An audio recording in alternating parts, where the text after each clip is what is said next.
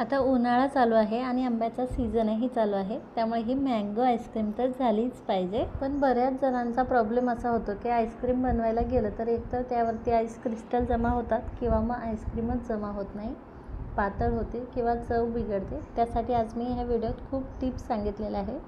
तुम्ही जर या टिप्स फॉलो करून आईस्क्रीम बनवली तर तुमची देखील आईस्क्रीम अशीच होईल, एकदम क्रीमी, तोंडात टाकताच विरघळेल अशी. त्यासाठी रेसिपी पूर्ण पहा आणि तुम्हाला जर माझी रेसिपी आवडली तर प्लीज रेसिपीला लाईक आणि शेअर करा.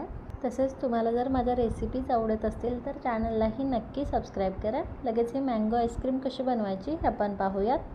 तर मँगो आईस्क्रीम बनवण्यासाठी आपल्याला अर्धा लिटर दूध घ्यायचं आहे. कपाने देखील मोजून दाखवते मी. या कपाने 2 कप दूध आहे. यावरची साय मी काढून घेतलेली आहे, कारण हे काल रात्री दूध आणलेलं होतं, त्यामुळे यावरची जी साय आहे ती काढून घेतलेली आहे मी. तसेच हे म्हशीचं दूध घेतलेलं आहे मी. यात आता आपल्याला याच कपाने 1/4 कप मिल्क पावडर घालायचे आहे. मिल्क पावडरमुळे आईस्क्रीमला टेस्ट छान येते. तसेच दूध घट्ट व्हायला देखील मदत होते आणि आईस्क्रीम छान क्रीमी आणि मलाईदार तयार होते. तसेच यात आपल्याला 1 टीस्पून कॉर्नफ्लोअर घालायचं आहे. कॉर्नफ्लोअर घातल्यामुळे दूध लवकर घट्ट होतं आणि आईस्क्रीमही छान क्रीमी होते. यामध्ये आईस क्रिस्टल जमा होत नाही, त्यामुळे कॉर्नफ्लोअर देखील घालणं गरजेचं आहे. 1 टीस्पूनपेक्षा जास्त कॉर्नफ्लोअर आपल्याला यात घालायचं नाही आहे. आता मिल्क पावडर आणि कॉर्नफ्लोअरमध्ये आपल्याला थोडं थोडं दूध घालून यातल्या सर्व गुठळ्या फोडून घ्यायच्या आहे आणि याची पेस्ट बनवायची आहे. जास्त दुधात जर आपण मिल्क पावडर आणि कॉर्नफ्लोअर घातलं तर ते मिक्स करायला, त्यातल्या गुठळ्या फोडायला जास्त वेळ जातो. त्यामुळे थोड्या दुधात हे आपल्याला मिक्स करून घ्यायचं आहे आणि त्यानंतर दुधात ओतून घ्यायचं आहे.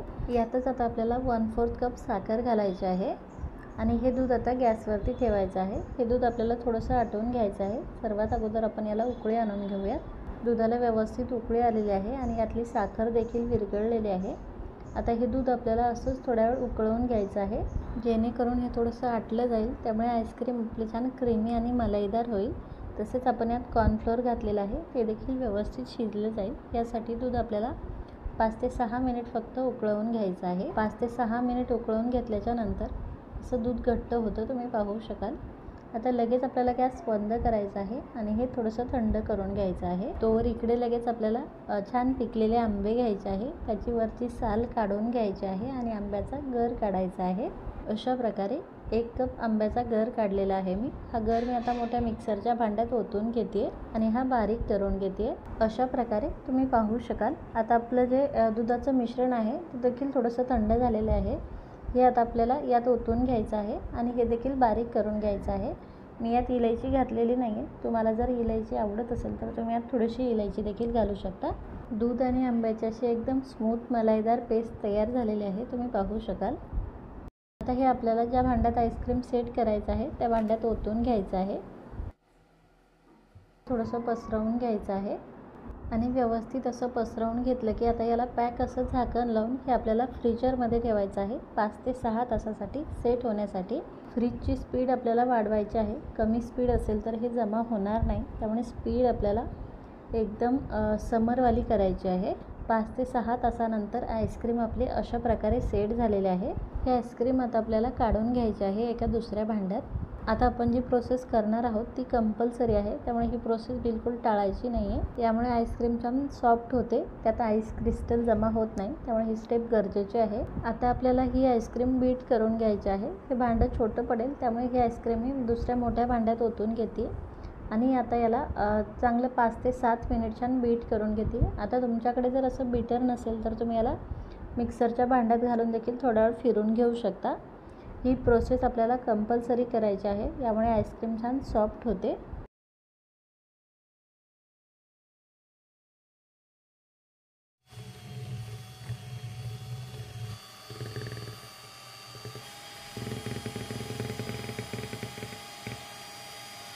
आईस्क्रीमने व्यवस्थित अशी बीट करून घेतली आणि तुम्ही पाहू शकाल की किती छान क्रीमी, फ्लफी आणि एकदम हलकी झालेली आहे. यामध्ये आता बिलकुल आईस क्रिस्टल जमा होणार नाहीत आणि आपली आईस्क्रीम एकदम छान क्रीमी तयार होईल.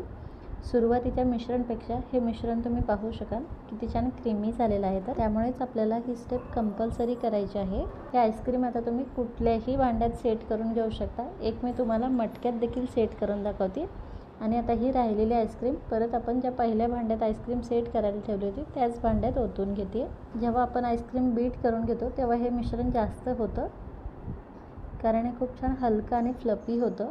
हा डबा भरून अजून देखील आपलं मिश्रण उरलेलं आहे ते मी दुसऱ्या भांड्यात ओतून घेणार आहे. आता यावरती तुम्ही तुमच्या आवडीनुसार गार्निशिंग करू शकता. मी थोडेसे पिस्त्याचे काप टाकून घेते. तुम्ही यावरती आंब्याचे देखील छोटे छोटे तुकडे करून टाकू शकता, केशर टाकू शकता, तुमच्या आवडीनुसार ड्रायफ्रूट्स टाकू शकता. आता आपल्याला हा डबा ॲल्युमिनियम फॉईलने पूर्ण कव्हर करून घ्यायचा आहे, जेणेकरून यावरती आईस क्रिस्टल जमा होणार नाही. हे देखील कंपल्सरी करायचं आहे. मग अशी आपण यावरती काहीच कव्हरअप केलेलं नव्हतं, त्यामुळे यावरती थोडेसे आईस क्रिस्टल जमा झाले होते. आता आपल्याला हा डबा पूर्णपणे पॅक करून घ्यायचा आहे आणि हे आता फ्रीजरमध्ये ठेवायचं आहे सेट होण्यासाठी 7 ते 8 तासासाठी. आणि हा फ्रीजची स्पीड आपल्याला वाढवायची आहे. मी पुन्हा सांगते, कारण आपण आईस्क्रीम तर फ्रीजरमध्ये ठेवतो पण स्पीड नॉर्मल ठेवतो आणि त्यामुळे आईस्क्रीम सेट होत नाही. त्यामुळे फ्रीजची स्पीड आपल्याला वाढवायची आहे.